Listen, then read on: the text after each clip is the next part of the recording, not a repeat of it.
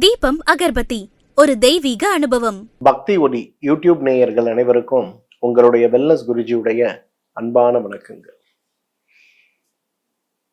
நம்ம எல்லாருக்குமே மகிழ்ச்சி, தடையற்ற வாழ்க்கை, நினைத்தது நடக்க வேண்டும் அப்படிங்கிற ஆவல், இந்த பிறவியில் நாம் அடைய வேண்டிய விஷயங்களை அடைவதற்கு தேவையான ஆற்றல் நம்மிடம் இருந்தாலும் கூட அந்த ஆற்றல் செயலாக மாறி, செயல் நல்ல செயலாக மாறி, நல்ல செயல் வெற்றியாக மாற நாம் என்ன செய்ய வேண்டும் அப்படிங்கிற அந்த கேள்வி, அதற்கான விடை, இதுதான் நம்ம எல்லாருக்கும் தேடுதலாக இருக்கிறது. ஒருவேளை அந்த வெற்றியை நாம் பெற்றுவிட்டாலும் கூட அந்த வெற்றியை தக்க வைத்துக் கொள்வதற்கு நாம் என்ன செய்ய வேண்டும்? அந்த வெற்றி நாம் அடைந்த பிறகு நம்மை சுற்றி இருப்பவர்கள் அவர்களுடைய கெட்ட எண்ணங்களும் பொறாமை குணங்களும் நம்மை பாதிக்காமல் இருப்பதற்கு என்ன செய்ய வேண்டும் அப்படிங்கிற கேள்வியும் அந்த கேள்விக்கான விடையும் தான் இன்றைக்கு உங்களுக்கான வீடியோ. ஏன்னா நம்மில் நிறைய பேருக்கு வெற்றி பெற முயற்சி செய்கிறோம், இன்னும் நிறைய பேர் வெற்றியை தக்க வைத்துக் கொள்வதற்கு முயற்சி செய்கிறோம். இன்னும் நிறைய பேரை நான் பார்க்கிறேன், வெற்றி அடைந்த பிறகு இருக்கக்கூடிய மகிழ்ச்சியை கூட அனுபவிக்க முடியாமல் கெட்ட எண்ணத்தை கொண்டிருப்பவர்களுடைய திருஷ்டின்னு சொல்லக்கூடிய ஒரு விஷயமும், அதே போல தாந்திரீகத்தில் இருக்கக்கூடிய செய்வினை சார்ந்த விஷயங்களாலும் பாதிக்கப்பட்டு அந்த வெற்றியை தக்க வைத்துக் கொள்ள முடியாமல் அதே நேரம் மகிழ்ச்சியற்றும் சிரமப்பட்டு கொண்டிருப்பவர்களையும் பார்க்கிறோம். நம்ம எல்லாரும் ஆன்மீகத்துல எவ்வாறு நல்ல சக்தி இருக்கோ அதே போல கெட்ட சக்தியும் இருக்கு அப்படிங்கிறத நம்ம உணர்றோம். என்னதான் உருவ வழிபாடு இல்லைன்னு சொல்லப்பட்டாலும் கூட மாற்று மதங்களில் கூட இன்றைக்கு நல்ல சக்தி கெட்ட சக்திங்கிற ரெண்டு விஷயம் இருக்கிறத நம்ம பார்க்கிறோம். எல்லா மதத்திலையும், நீங்க இஸ்லாம் எடுத்துங்க, நீங்க கிறிஸ்துவ மதத்தை எடுங்க, இன்னைக்கு உலகத்தில் இருக்கக்கூடிய ஆன்மீக மொழிகள்னு சொல்லக்கூடிய ஆன்மீக வழிகள்னு சொல்லக்கூடிய எல்லாத்திலையும் நல்லது கெட்டதுங்கிற ஒளி இருள் அப்படிங்கிற ரெண்டு விஷயம் இருக்கிறத பார்க்கிறோம். எந்த அளவுக்கு இறைவனை பற்றி, இறை வழிகளை பற்றி இப்பிறப்பு மட்டுமல்ல எப்பிறப்பிலும் மகிழ்ச்சியாக இருப்பதற்கான வழிமுறைகளை எல்லா மதங்களும் எல்லா இறை நம்பிக்கை வழிகளும் சொல்லி கொடுத்தாலும் கூட கெட்டதை பற்றியும், அந்த கெட்டது நம்ம உடம்புலையும் மனசுலையும் எந்த வகையான மாற்றங்களை உருவாக்க முடியும் அப்படிங்கிறதை பற்றியும், அந்த மாற்றங்களிலிருந்து நம்மை தற்பாதுகாத்து கொள்ள, அது மட்டும் இல்ல, ஒருவேளை அந்த மாற்றங்கள் நம்ம உடம்புல மனசுல பெரிய தாக்கத்தை ஏற்படுத்தி சிரமத்தை உருவாக்கும் போது அதிலிருந்து மீண்டு எவ்வாறு நாம் நம்முடைய மகிழ்ச்சியையும் ஆரோக்கியத்தையும் மீட்டுக்கொள்ள முடியும் அப்படிங்கிறதை பற்றி நிறைய வழிகளையும் சொல்லி கொடுக்கறத பார்க்கும். நம்முடைய இந்து மதத்தை பொறுத்தவரையிலும் பெரும்பாலும் ஒரு தாயுடைய ரூபமாக, இன்றைக்கு ஒரு இறைவனுடைய ரூபமாக பார்க்கும்போது சாந்த ரூபம்னு சொல்லக்கூடியதும், தியான ரூபம்னு சொல்லக்கூடியதும், உக்ர ரூபம்னு சொல்லக்கூடியதும், அபய ரூபம்னு சொல்லக்கூடியதும், விதவிதமான ரூபங்கள்ல இறைவன் நமக்கு காட்சி அளிக்கிறத பார்க்கும். அந்த காட்சிகள் ஒவ்வொன்றுமே ஒவ்வொரு தாத்பரியத்தை உள்ளடக்கியுள்ளது. அமர்ந்த நிலையில் இருப்பது, நின்ற நிலையில் இருப்பது, வாகனங்கள் மேல் அமர்ந்திருப்பது, யோக நிலையில் இருப்பது, கண்ணை மூடி தியான நிலையில் இருப்பது, ஆயுதங்களோடு இருப்பது, அபய ஹஸ்தத்தோடு இருப்பது, அந்த இடத்திலிருந்து அந்த பிரச்சனைன்னு சொல்லக்கூடிய சில பிரச்சனைகளுக்கு தீர்வளிக்கக்கூடிய நிலையில் இருப்பது, எந்திரங்களோடு இருப்பதுன்னு விதவிதமான ரூபங்களை இன்றைக்கு நம்ம பார்க்கிறோம். இந்த உலகத்திலேயே சக்தி வழிபாடுன்னு சொல்லக்கூடிய வழிபாட்டை பிராதான்யமாக கொண்டிருக்கக்கூடிய இரண்டு மதங்கள், ஒன்று நம்முடைய இந்து மதம், மற்றொன்று சீன மதம்னு சொல்லலாம். இது ரெண்டு மட்டும்தான். உலகத்தில் இருக்கக்கூடிய வேறு எந்த மதத்திலேயுமே பெண்மையை இறை வடிவமாக, இறையாக போற்றக்கூடிய ஒரு தன்மை கிடையாது. எதற்காக இவ்வளோ டீட்டெயிலா நான் சொல்றேன்னா, இன்றைக்கு ஒரு பெண் தெய்வத்தை பற்றியும், இந்த கலியுகத்தில் ஏற்படுகின்ற சிரமங்களை மாற்றக்கூடிய தெய்வத்தை பற்றி தான் இன்னைக்கு பார்க்க போறோம். யுகம் யுகமாக வரும்போது நம்ம உடம்புல நிறைய மாற்றங்கள், நம்முடைய செயல்கள்ல நிறைய மாற்றங்கள் வருது. சத்திய யுகம், சத்திய யுகத்துல நாமும் கடவுளும் ஒன்றாக இருக்கும். சத்திய யுகத்துல வர புராணங்களை பாருங்க. நேரடியாகவே நீங்க சிவனை போய் பார்க்கலாம், பெருமாளை போய் பார்க்கலாம். நீங்க யாரை வேணா போய் பார்க்கக்கூடிய சக்தி மனிதனுக்கு உண்டு. அதாவது இறைவனும் மனிதனும் வேறு வேறு இல்லாத அளவுக்கு 100% இறையம்சத்தோடு மனிதன் இருந்த காலம் சத்தியயுகம். திரேதாயுகம் 75% குறைவு. திரேதாயுகத்துல இருக்கக்கூடிய அந்த புராணங்களை நீங்க பார்த்தீங்கன்னா, மனிதன் இறைவனை அடைய நிறைய முயற்சிகள் செய்ய வேண்டியிருந்தது. இறைவனை உணர முடியாத நிலை இருந்து, ஆனால் இறை நம்பிக்கையோடு இருந்து தர்மத்தை பார்த்த ஒரு யுகமாக திரேதாயுகம் இருந்தது. சத்திய யுகத்துல தர்மத்தை தவிர வேறு எதுவுமே கிடையாது. திரேதாயுகத்துல அதர்மம் லேசாக தலை தூக்கி தர்மம் இருந்தது. ஆனால் இறைநிலையை மனிதன் 75% மட்டும் வைத்திருந்த ஒரு நிலை. துவாபர யுகம் சொல்ல வேண்டியதே இல்லை. துவாபர யுகத்துல மனிதன் இறைவனோடு கலந்திருந்தாலும், இறைவன் மனிதனோடு கலந்திருந்தாலும் கூட இறைவனை சில பேரால் மட்டும் உணர முடிந்த, இறைத்தன்மையை சில பேரால் மட்டும் உணர முடிந்த ஒரு யுகமாக துவாபர யுகம். இந்த துவாபர யுகத்துல நாத்திகன்னு யாருமே கிடையாது. சத்திய யுகம் திரேதா யுகத்துல நாத்திகன்னு யாருமே கிடையாது. எல்லாருமே ஆத்திகர்கள் தான். இறைநிலையோடு இருந்த மனிதன், இறைநிலையை இழந்து ஆனால் இறை நம்பிக்கையோடு இருந்த மனிதன், இறைவனை அடைவதற்காக பிரத்யேகமாக முயற்சி செய்து இறைவனை அடைய முயற்சி செய்த மனிதன், 3 யுகங்கள்ல மனிதனும் இறைவனும் ஒன்றாக இருந்தார்கள். ஆனா அடுத்து வருது கலியுகம். சத்திய யுகத்துல 100% இறை நம்பிக்கை, திரேதா யுகத்துல 75% இறை நம்பிக்கை, துவாபர யுகத்துல 50% இறை நம்பிக்கை, கலியுகத்துல வெறும் 25% இறை நம்பிக்கை. துவாபர யுகத்திலேயே சாமி நம்ம கூட இருக்கும்போது சாமின்னு உணர முடியாத நிலையில தான் மனிதன் இருந்தான். ஆனா கலியுகத்துல சுவாமியே இருக்கான் கேள்வி கேட்கக்கூடிய அளவுக்கு நார்த்திகர்கள் இருக்கக்கூடிய ஒரு யுகமாக மாறியது. சத்திய யுகத்துல மனிதன் தர்மம், பொறாமை குணம் கிடையாது. சிந்தனைக்கு அவ்வளவு முக்கியத்துவம் கொடுத்தாங்க. கௌதம மகரிஷியுடைய மனைவி, அவங்க தினமும் காலையில் ஆற்றுக்கு சென்று ஆற்றில் இருக்கக்கூடிய மணலை கொண்டு ஒரு குடம் செய்து அந்த குடத்தில் நீர் கொண்டு அந்த நீரை கொண்டு அவர்களுடைய கடமை ஆற்றுவார்கள். ஆனால் ஒரு நாள் அவங்க ஆற்றுக்கு போகும்போது ஒரு கந்தர்வன் வான்வழியே பறந்து போறான். அவனுடைய அழகில் இவர்கள் மெச்சிய உடனேயே அவர்களால் மணலில் பானை செய்ய முடியவில்லை. அவர்களுடைய தவறை அவர்கள் உணர்றாங்க. ஆனாலும் கூட ஒரு சிந்தனை தவறும் போது அதற்கான பலன், கெட்ட பலனை அனுபவிக்க போகிறோம்ங்கிற பய உணர்வோடு நேர்மறை வாழ்க்கையோடு இருந்த அந்த சத்திய யுகம் இன்றைக்கு கொலை செய்தாலும், மனிதன் சைவ அசைவமாக மாறும்போது உயிர்கொலை செய்து சாப்பிடக்கூடிய உணவை சாப்பிட்டாலும் கூட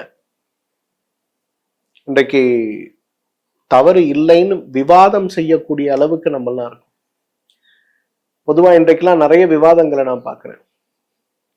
உயிர்கொலை, அதாவது அசைவம் சாப்பிடுவதே தவறு அப்படிங்கிற ஒரு கொள்கை மாறி, ஏன் நான் மாடு இறைச்சி சாப்பிடக்கூடாதுன்னு விவாதம் செய்யக்கூடிய அளவுக்கு இன்றைக்கு கலாச்சாரங்கள் மாறி இருக்கு. காரணம், கலியுகத்துல நம்ம இருக்கோம். அப்ப கலியுகத்துல நமக்கு நிறைய பிரச்சனைகள்.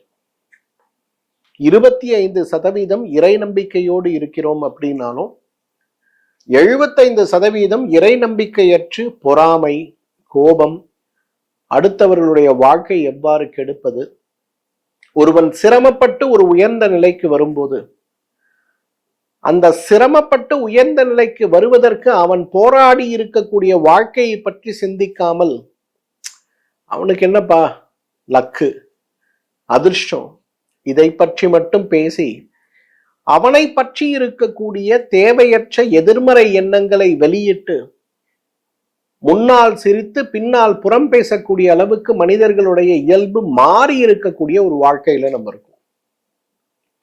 மனிதனுடைய வார்த்தைக்கு சக்தி உண்டுங்க. இன்னைக்கு ரேடியோ நீங்க கேட்குறீங்க, மேலே போகுது, கீழே வந்துடுது.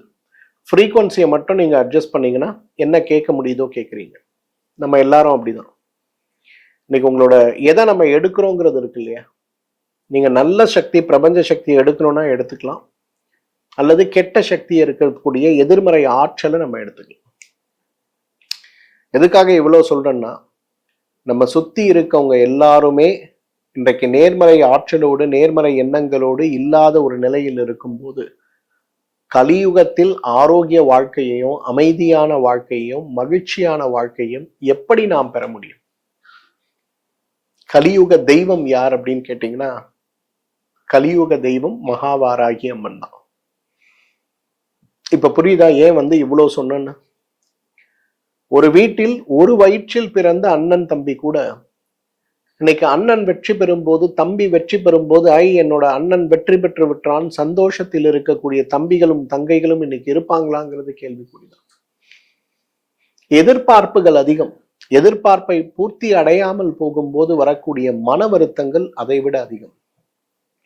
இந்த நண்பன் படத்துல ஒரு ஒரு அழகான ஒரு டயலாக், நான் அந்த ஒரு ரீல்ஸ்ல அதை பார்த்தேன். நான் பார்த்து ரொம்ப வருஷம் ஆச்சு. அதை சொல்லுவான், நம்ம பாஸ் ஆகலைன்னா நமக்கு வருத்தம், ஆனா நம்ம ஃப்ரெண்டு பாஸ் ஆகி ஃபர்ஸ்ட் மார்க் எடுத்துட்டானா அதை விட நமக்கு பெரிய வருத்தம். பொறாமை குணம் பாருங்க. நீங்க பாஸ் ஆகலைன்னா உங்க முயற்சி, ஆனா நம்ம கூட இருக்க ஒருத்தன் பாஸ் ஆகிறது மட்டும் இல்ல, ஃபர்ஸ்ட் மார்க் எடுத்துட்டானா ஐயோ அவன் எப்படி ஃபர்ஸ்ட் மார்க் எடுத்தான், அந்த வருத்தம் பொறாமை குணம். இதுதான் இன்றைக்கு நம்மை சுற்றி இருக்கு. ஒரு நேர்மறை எண்ணம் இருக்கக்கூடியவராக நீங்க இருக்கீங்க அப்படின்னா, உங்களை சுற்றி 1000 பேர் எதிர்மறை ஆற்றலோடு இருக்காங்க அப்படின்னா உங்களுக்கு என்ன ஆகும்? உங்களுடைய நேர்மறை ஆற்றல் அந்த 1000 பேருடைய எதிர்மறை ஆற்றலை வெல்லக்கூடிய அளவுக்கு பலமாக இருந்தால் மட்டும்தான் நீங்க நேர்மறையாகவும் இருக்க முடியும், மகிழ்ச்சியாகவும் இருக்க முடியும்.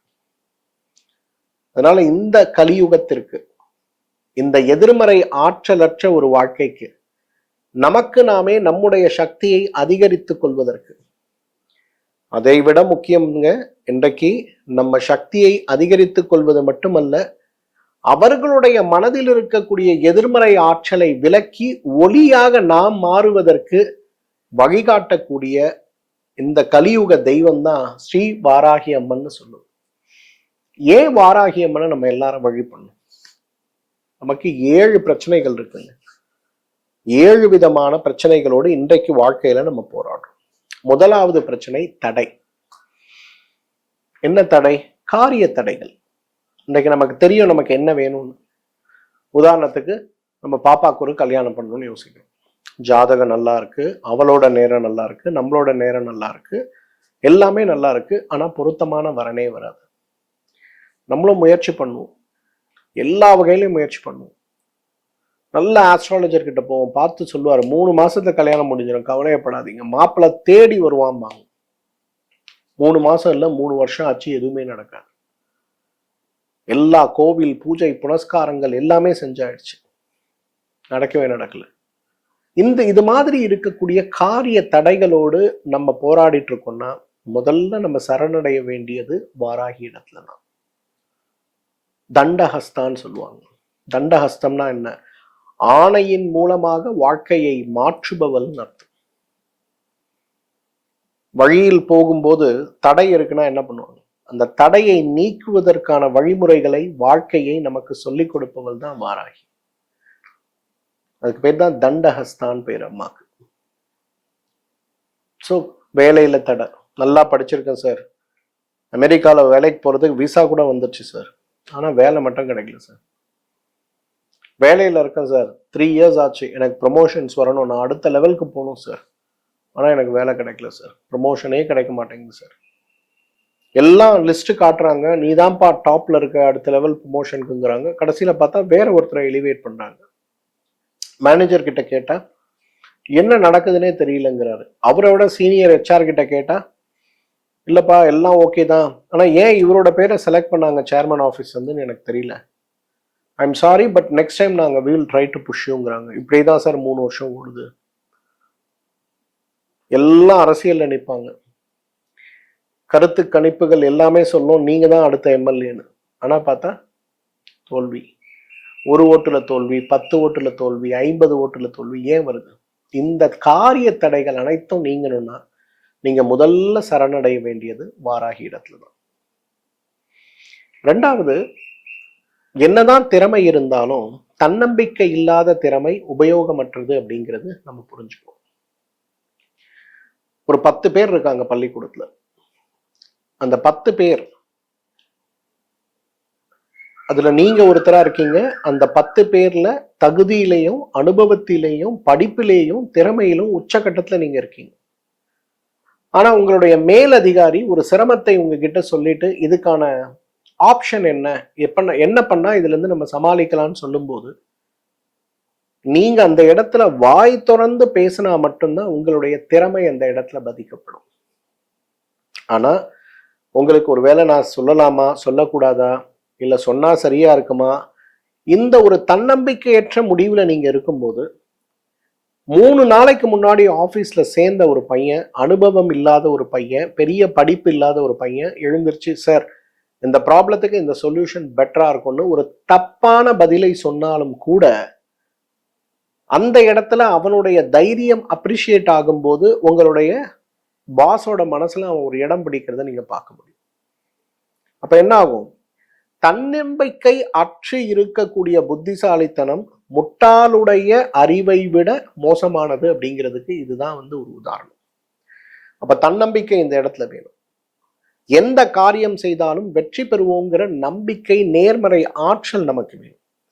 இன்னைக்கு யாரெல்லாம் வாழ்க்கையில் வெற்றி பெறாமல் இருக்கிறார்களோ அவர்கள் அனைவருமே தன்னம்பிக்கை அற்ற வாழ்வில் இருக்கிறார்கள் அப்படிங்கிறது தான் நம்ம புரிஞ்சுக்கணும். ஒரு அண்ணன் தம்பி 2 பேரும் ஒரே படிப்பு, ஒரே வயது, நல்ல டேலண்டட். ஒருத்தன் பார்த்தீங்கன்னா பீக்ல இருப்பான், ஒருத்தன் பார்த்தீங்கன்னா மாச சம்பளத்துக்கு போராடிட்டு இருப்பான். என்ன காரணம்? தன்னம்பிக்கை. ஸோ இந்த தன்னம்பிக்கை அற்று இருப்பவர்களாக நீங்க இருக்கீங்க அப்படின்னா முதல்ல நீங்க உங்களுடைய மூலாதார சக்கரத்தையும் உங்களுடைய சுவாதிஷ்டான சக்கரத்தையும் உங்களுடைய மணிப்பூரக சக்கரத்தையும் மிகப்பெரிய அளவில் பலமுற்றதாக மாற்றினால் மட்டும்தான் அது சாத்தியம்.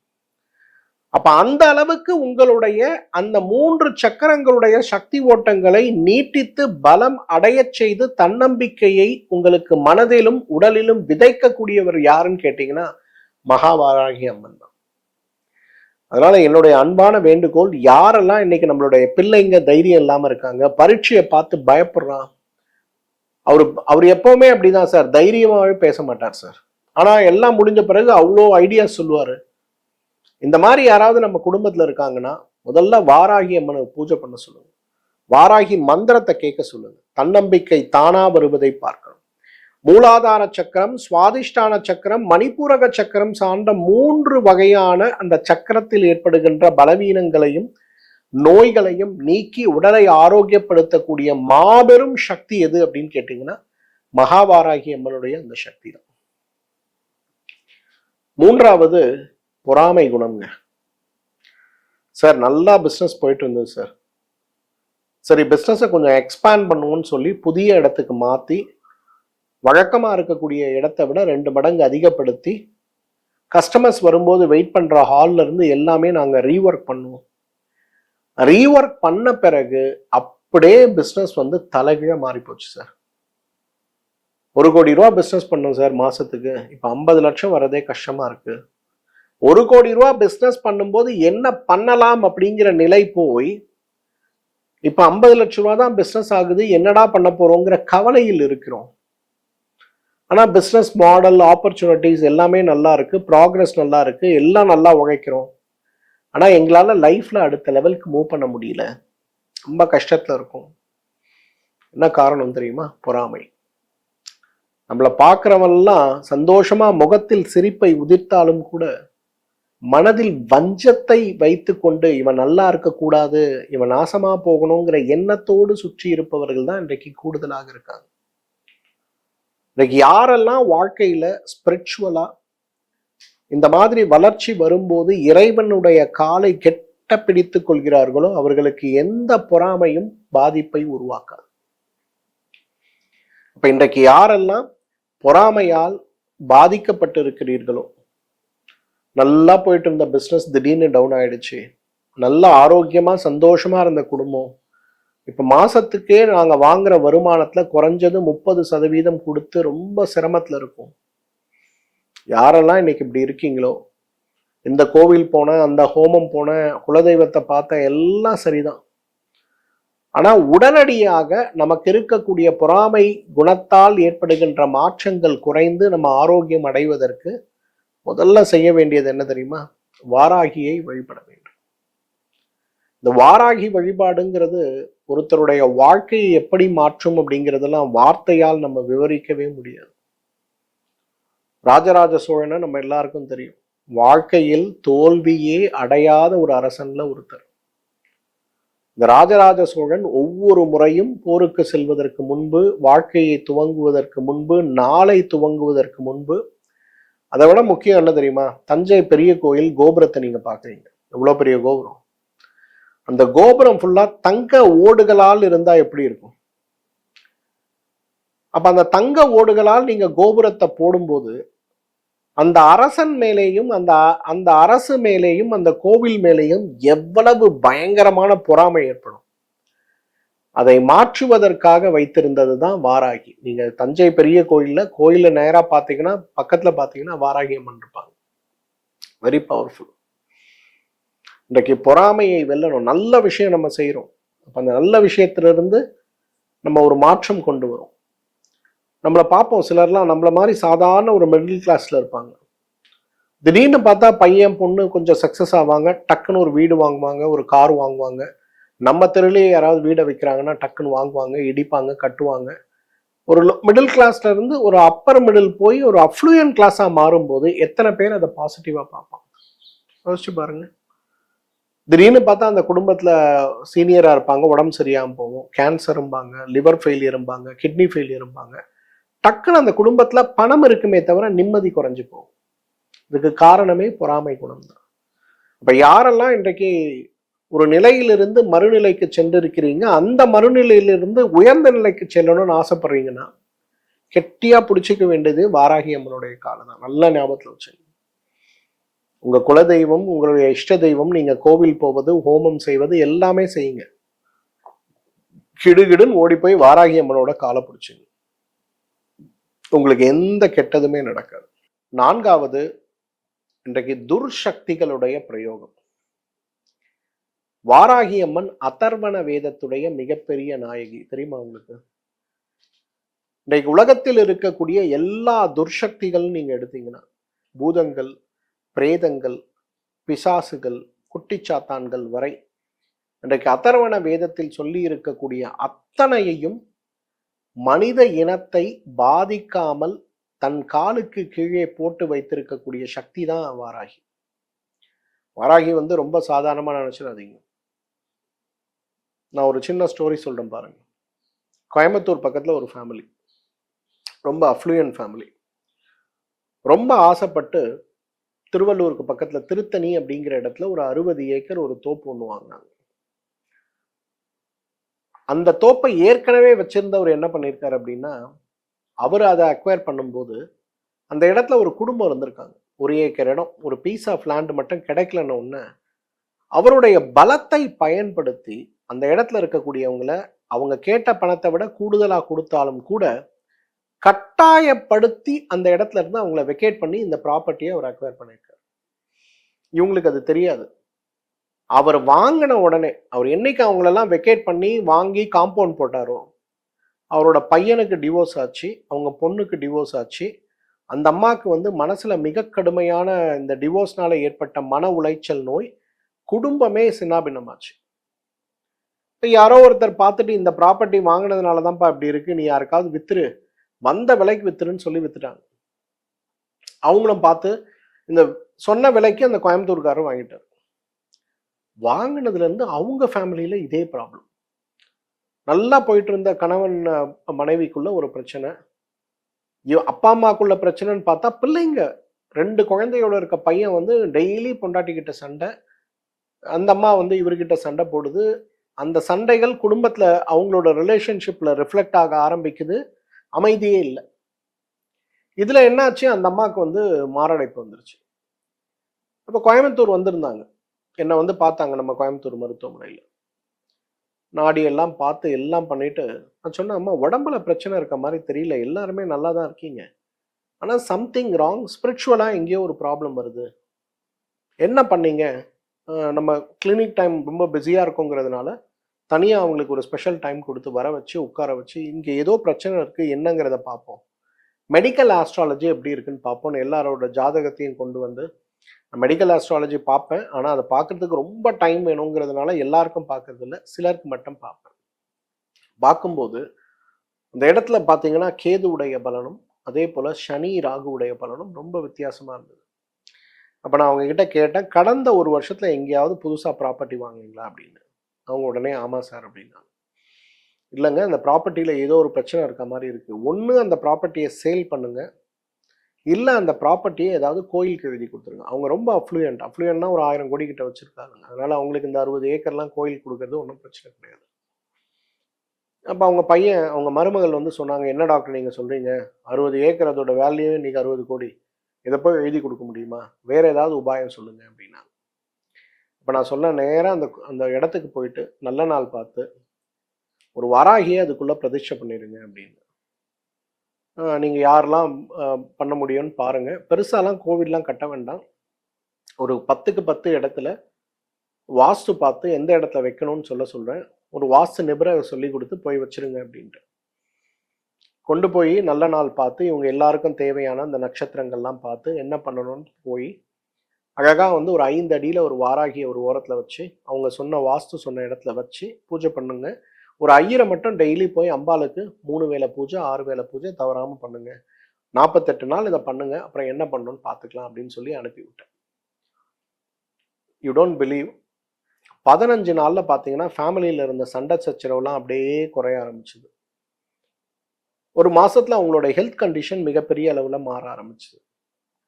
48 டேஸ் முடிக்கும்போது பார்த்தீங்கன்னா, குடும்பத்துல பிரச்சனை இல்ல. அந்த அம்மாவோட ஹெல்த் ரீஸ்டோர் ஆச்சு. இவங்க பிசினஸ்ல அங்கங்க நெறைய தடைகள், பணம் அங்கங்க வராம இருந்தது. எல்லாம் வர ஆரம்பிச்சது. அந்த என்டையர் சினாரியோவே மாறி போச்சு. எல்லாருக்குமே ஆச்சரியம். இது எப்படி நடந்தது? எப்படின்னா, கெட்ட சக்தி. அந்த பையன் இடத்த வித்தவன் என்ன பண்ணியிருக்கான்னா, இந்த இடத்துல இருக்கவன் யார் ஓனரோ அவன் உருப்படக்கூடாதுன்னு ஒரு செய்வினை வந்து அதுக்குள்ள செஞ்சு வச்சுட்டு போயிருக்கான். இப்ப செய்வினைய தோண்டி எடுக்கிறதோ, எங்க இருக்குன்னு புரியறதோலாம் இன்னைக்கு பண்ண முடியாது. ஆனா அந்த கெட்ட சக்தியை எப்படி நல்லிஃபை பண்ண முடியும்னா, அந்த இடத்துல அம்மாவ கூட்டு போய் உட்கார வச்சா போதும். அப்ப இன்னைக்கு யாரெல்லாம் இந்த மாரி செய்வினை, சூனியம், எதிர்மறை ஆற்றலை உருவாக்கக்கூடிய சக்திகளை நம்ம சுற்றி வச்சுட்டு இருக்கோமோ, தெரிந்தோ தெரியாமலோ வச்சுட்டு இருக்கோமோ, அத வீட்ட விட்டு விரட்டணும், நம்ம வாழ்க்கைய விட்டு விரட்டணும்னா, ஒரு இருட்ட விளக்கணும்னா நம்ம என்ன பண்ணுவோம்? ஒளி விளக்க ஏத்துவோம்ல. அந்த மாதிரி நேரா வீட்டுக்குள்ள வாராகிய கொண்டு வந்து வச்சிருங்க. வேற ஒண்ணுமே பண்ண வேணாம். வச்சுட்டு மனமுருக பிரார்த்தனை பண்ணுங்க. இன்னைக்கு அந்த குடும்பம் என்ன தெரியுமா பண்ணாங்க? அந்த அப்பாவும் அம்மாவும் பிசினஸ் எல்லாத்தையும் அந்த பசங்க கிட்ட குடுத்துட்டு, நேரா திருத்தணிக்கு ஷிஃப்ட் ஆயிட்டாங்க. இன்னைக்கு அந்த குடும்பத்தோட வேலையே காலையில 5 மணிக்கு போனீங்கன்னா, அந்த அம்மாவுக்கு பூஜை பண்றதும், பூஜையில உட்கார்றதும், தியானம் பண்றதும், குழந்தைகளுடைய ஆரோக்கியத்துக்கு நம்ம என்ன பண்ணணும், தலைமுறைக்கு என்ன பண்ணணுங்கிற பூஜையோட தான் இன்னைக்கு உட்கார்ந்துருக்காங்க. அவ்வளவு பவர்ஃபுல் வாராகி. இன்னைக்கு செய்வினையோடு போராடி கொண்டு இருக்கவங்க, செய்வினை என்ன செஞ்சாலும் எடுக்கிறதுக்கு நான் கோடிக்கணக்கில் பணம் கேட்குறாங்க, லட்சக்கணக்கில் செலவு பண்ணிட்டேன். எதுவுமே பண்ண வேண்டாங்க. மனமுருகி வாராகி அம்மனுடைய ஒரு படத்தை கொண்டு போய் வீட்டுக்குள்ள வைங்க. எல்லாரும் சொல்லுவாங்க, வாராகி அம்மன் உக்கிர தெய்வம் வீட்டுக்குள்ள வைக்கக்கூடாதுன்னு. கெட்டவங்களுக்கு தாங்க உக்கிர தெய்வம். நம்ம வீட்டில் அம்மா இருப்பாங்க, எல்லாருக்கிட்டையும் சண்டை போடுவாங்க. கண்ணை மூடி திறக்கிறதுக்குள்ள யாரை பார்த்தாலும் அம்மாவை பார்த்து பயப்படுவாங்க. ஆனா அதே அம்மா பார்த்தீங்கன்னா, நல்லவங்க நம்ம வீட்டுக்கு வரும்போது சிரித்த முகத்தோடு மகாலட்சுமி மாதிரி வர வைக்கிறது பார்க்க முடியும். அப்ப இன்றைக்கு செய்வினையால் பாதிக்கப்பட்டிருப்பவர்கள், என்ன கெட்ட சக்தி நம்ம குடும்பத்தை பாடாய்படுத்துதுன்னு தெரியாம இருக்கவங்க, அந்த சக்தி என்னன்னெலாம் கூட நீங்க பார்க்க வேண்டாம். வாராகி அம்மாவை வீட்டுக்குள்ள கூட்டு போய் வச்சிருங்க. அவள் கொடுக்கக்கூடிய அந்த அன்பு ஒளி, ஞான ஒளி உங்க குடும்பத்துல இருக்கக்கூடிய அந்த செய்வினை பிரச்சனையை தீக்கதை நீங்க பார்க்க முடியும். 5வது, இன்றைக்கு பயம். இன்னைக்கு பயம்தான் இன்னைக்கு மற்ற மதங்கள்ல பார்க்கும்போது பயத்தை தான் சாத்தானுடைய இருப்பிடமாக சொல்லுவாங்க. இறை நம்பிக்கை இல்லாத நிலை, மனதில் அமைதியற்ற நிலை, தவறான வழிக்கு போகக்கூடிய நிலை, இதெல்லாம் எப்ப வரும்? மனசுல பயம் வரும்போது தான். ஒரு மனிதன் ஏன் திருடுறான்? ஒரு மனிதன் ஏன் குறை சொல்றான்? ஒரு மனிதன் ஏன் தற்கொலை செய்து கொள்கிறான்? பயம். இது நடக்குமா நடக்காதா எதுவுமே தெரியாது, ஆனா நடந்துட்டா என்ன பண்றதுங்கிற பய உணர்ச்சி இல்லையா? அந்த பய உணர்ச்சியில நம்ம என்ன பண்ணுவோம்? ஒண்ணு நம்ம கஷ்டப்படுவோம், இல்ல அடுத்தவங்களை கஷ்டப்படுத்துவோம். இன்னைக்கு ஒரு கணவன் மனைவி உறவுல கணவனிடத்தில் மனைவிக்கு அன்பும், மனைவி இடத்தில் கணவனுக்கு அன்பும் இருக்கின்ற வரை அந்த இடத்துல பயமோ கோபமோ சண்டையோ ஈகோவோ ஏற்படுவதே கிடையாது. ஆனால் இவங்க ரெண்டு பேருக்கும் இருக்கக்கூடிய அந்த ரிலேஷன்ஷிப்ல கணவனை பார்த்து மனைவி பயப்படுவதும், அவள் பயப்படுகின்ற வகையில கணவனுடைய செயல்பாடுகள் இருக்கிறதையும், அதே போல மனைவியுடைய செயல்பாடுகள் இருக்கும் போதும் அங்கதாங்க பிரச்சனை ஆரம்பிக்கும். அந்த பய உணர்ச்சியோடு இருக்கக்கூடிய ஒரு ரிலேஷன்ஷிப் அட்வைஸ் அப்படிங்கிறது, முதல்ல ரிலேஷன்ஷிப்ல பயம் இருக்கக்கூடாது. அப்பாவை பார்த்து பையன் பயப்படக்கூடாது, அம்மாவை பார்த்து பொண்ணு பயப்படக்கூடாது. இந்த இடத்துல அன்பு மட்டும்தான் இருக்கும். அன்கண்டிஷனல் லவ் அப்படிங்கிறது என்ன? அப்பாவுக்கு அம்மாவும் அம்மாவுக்கு அப்பாவும் குழந்தைகளுக்கும் நம்முடைய சுற்று நட்பு வட்டாரங்களுக்கும் நம்ம கொடுக்கக்கூடிய அந்த அன்கண்டிஷனல் லவ்ங்கிறது என்றைக்கு நம்முடைய சமூகத்தில் இருந்து நம்ம மனதிலிருந்து விலகியதோ அன்றைக்கு தான் மன நோயுடைய சமூகமாக, மன நோயாளிகள் இருக்கக்கூடிய சமூகமாக நம்ம மாறப்போம். அப்ப அந்த பய உணர்ச்சியை எப்படி நம்ம சரி செய்யறது? என்னைக்கு உங்களுடைய மணிப்பூரக சக்கரத்துடைய சக்தி ஓட்டம் குறையுதோ, என்னைக்கு உங்களுடைய அநாகத சக்கரத்துடைய சக்தி ஓட்டம் குறையுதோ, அன்னைக்கு உங்க மனதில் ஏற்படுகின்ற நோய் தான் பயம். அப்ப அந்த பயத்தை போக்க நம்ம என்ன செய்யணும்? பயம்ங்கிறது என்ன?